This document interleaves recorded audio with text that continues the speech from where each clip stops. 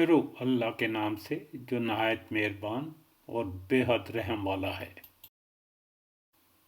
और आजिज़ी और मोहब्बत के साथ उनके सामने तवाज़ु का बाजू पस्त रखे रखना और दुआ करते रहना कि ऐ मेरे परवरदिगार, इन पर वैसा ही रहम कर जैसा उन्होंने मेरे बचपन में मेरी परवरिश की है।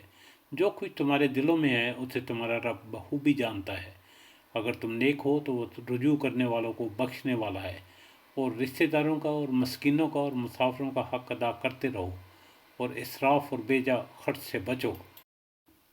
बेजा खर्च करने वाले शैतानों के भाई हैं और शैतान अपने परवरदिगार का बड़ा ही नाशुक्र है। और अगर तुम्हें उन लोगों से पहलू तही करनी पड़े इस इंतज़ार में कि तुम्हारे परवरदिगार की तरफ से रहमत आए जिसके तुम उम्मीदवार हो, तो उनसे नरम अंदाज में बात करो।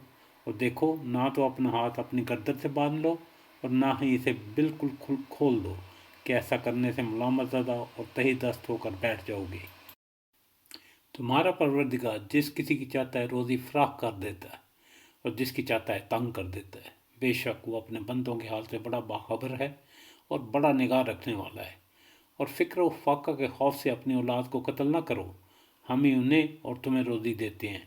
बेशक उन्हें कत्ल करना बहुत बड़ा जुर्म है। और ज़नाकारी के करीब भी न जाओ, यकीनन वो बहुत बड़ी बेहयाई है और बहुत बुरा रास्ता है।